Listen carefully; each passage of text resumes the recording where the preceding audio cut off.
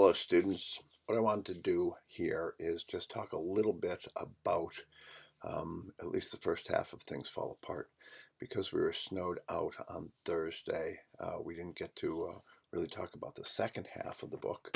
But let me start by just making a few observations that you may have noticed on your own, but if not, I would like to direct your attention to them.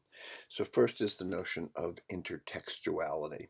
So Achebe is writing a counter-narrative to the novels written during the age of European imperialism.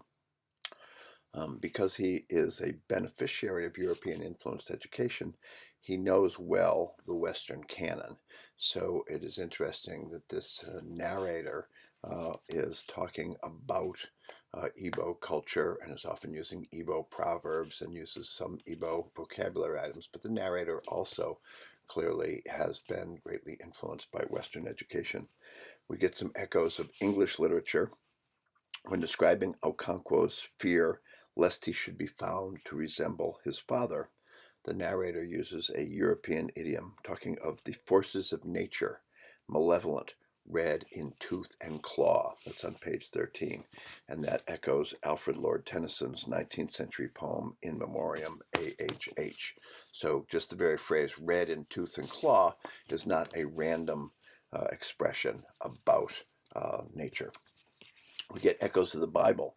When the oracle announces that Ikamafuna must be killed, Western readers are reminded of Abraham being ordered by God to kill his son Isaac. Now, in that chapter of the Bible, it turns out God was just testing Abraham, and when he found out he was willing to do it, he says, okay, we're not going to actually have you kill Abraham. And as we know, things turn out a little differently in Things Fall Apart. We also have echoes of Greek tragedy. When Ikamafuna is killed, partly because of the sins of his father, and when Okonkwo suffers a tragic end, Western readers are reminded of the ancient Greek tragedies, in which the fate of some character is predestined because of being born into an accursed family. We also have a lot of boundary crossing and blurring of boundaries in this book. We learn that the Egwugwu resemble some of the leaders of the clan. So the people who are looking at the Egwugwu who are gathered together for this judgment about what to do about the man who's been beating his wife. Some people notice that one of the Egwugwu looks, he kind of walks like Okonkwo, and yet they are sort of saying, no, this is one of the Egwugwu, one of these spirits of the tribe. We learn that Chielo takes on a different persona when she is being the priestess of Agbala. So the boundaries between the natural and the supernatural are somewhat fluid in Umuofia.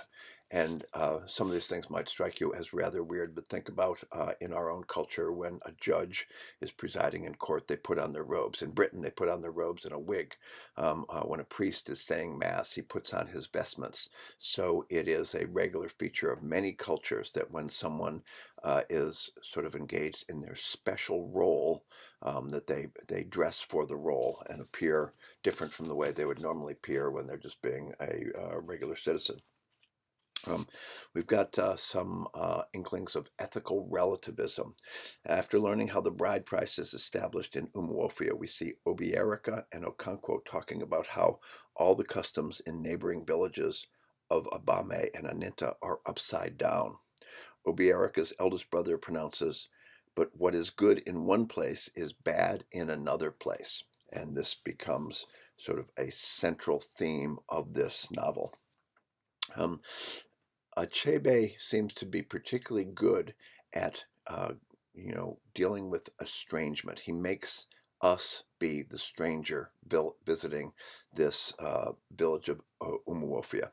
At several points, the narrator provides seemingly essential background information after what would have been the most efficient time to provide it. For example, the narrator first tells us that Chielo calls Izinma my daughter, but we don't know why. We learn later that Chielo and Ekwefi share a stall in the marketplace on pages 106, 107. This is one of the ways that Achebe makes the reader occupy the position of the stranger in the village. We get a few chapters 11, 12, and 13, that give us a lot of Igbo culture. 3 chapters provide detailed accounts of Igbo culture, including Izinma's trip with Chielo, the preparation for the wedding of Obierica's daughter, the funeral of Eziudo, a much-titled warrior. When Okonkwo's gun explodes, he and his family are banished to his motherland, and his clanmates destroy his compound and his livestock. So each of these is an example of the way their culture performs certain regular recurring acts, including an accidental death. And so all of this is in preparation before the Europeans, who are going to arrive shortly after these 3 chapters about Igbo culture. So the Europeans arrive. Obiorika visits Okonkwo and reports that Abame is no more.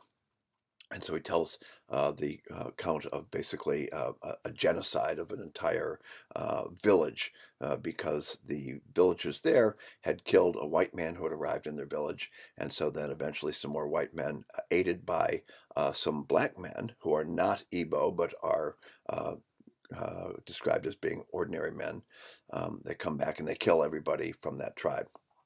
Then 2 years later, Obiorika returns and gives Okonkwo the news that Nwoye has joined the missionaries. And we learn that it was the singing of a hymn that moved Nwoye to follow the missionaries, as he hopes to answer his question of the twins crying in the bush and the question of Ikemefuna, who was killed.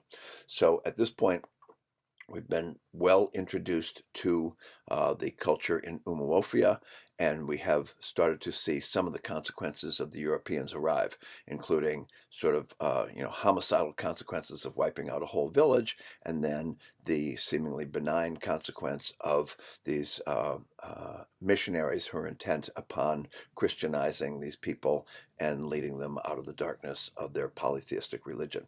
So that's all I've got for now. I will probably make another one of these brief videos dealing with the second half of the text. But for right now, I'm just going to pack this up, put it in YouTube, and then put a link to it in our Canvas site. Talk to you later.